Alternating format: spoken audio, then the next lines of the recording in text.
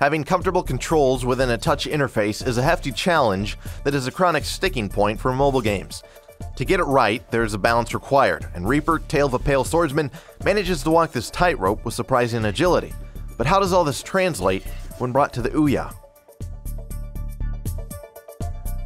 Built to use touch gestures on a phone or tablet, Reaper comes equipped with a system that allows for complex combat via simple input. This is achieved by your character automatically swinging a sword when next to enemies. Performing this auto attack builds rage, which is required to execute more powerful moves. These moves are actually triggered by the player and can even be performed when out of rage, but inflict less damage.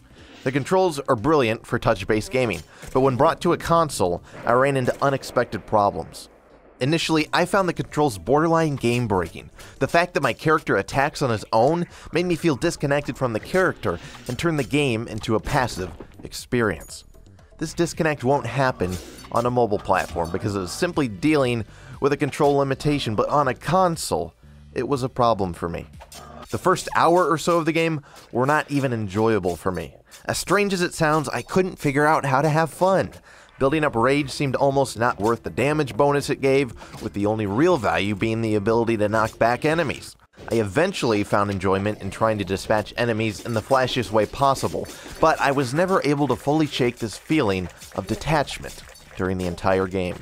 Wilderness is the main story campaign. You are thrown into the world a hired blade in the midst of conflict between native tribes protecting their lands and imperialistic forces in search of fluidum, a rare and magical liquid. They intend to use it as a fuel and weapon.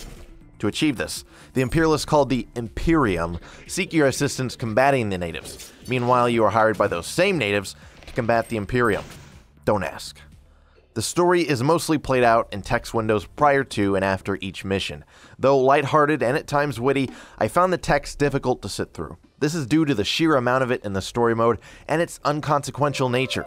The story tends to not have much bearing on actual gameplay. Most missions consist of entering a level and killing everything in that level. While the combat system is satisfying when stringing together combos, it doesn't stop the missions from feeling repetitive. Several times the campaign does offer a refreshing objective, such as destroying equipment or defeating a boss. But beyond that, the story fails to present real mission variation. The variation the game does put forward is in its enemies. The game constantly introduces new and ever-increasingly complex enemies for you to face. Being Reaper's greatest strength, I wish for that degree of evolution to be present in the level design, but sadly it isn't. Levels mostly change on a superficial level and rarely add anything to gameplay. Though they don't evolve much, the levels are beautifully rendered in a crisp and colorful design, with the enemy design matching that level of creativity. Enemies such as the bear manage to be both adorable and terrifying simultaneously. The only issue the art has is a lack of contrast. While nice to look at, objects such as thorn bushes frequently blend into the backgrounds, making me wish for a greater degree of contrast between the two. This transcends simple aesthetic preferences because foreground objects have a bearing on gameplay, able to launch you in the air or simply damage you. Progressing through the story, you will earn a lot of gold, and using that gold you can purchase new equipment and even sell it back. Your armor and weapons feel very meaningful as they will actually be seen on your character in combat. But every other equipment slot, such as belts and boots, don't show up on your character. I focused on finding the biggest and baddest sword due to its visual prominence, and improving my secondary gear became an afterthought.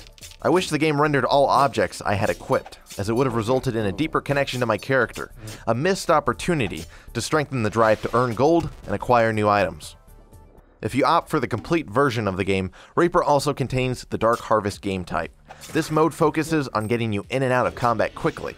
An arena-based system, you fight through progressively more difficult levels and get to buy and sell equipment between stages.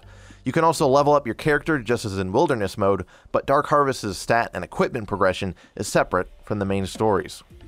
Reaper is excellent for a quick pick-up-and-play experience. It features a varied and likable cast of enemies to beat on, but ultimately, I grew tired of the repetitive combat within lackluster levels.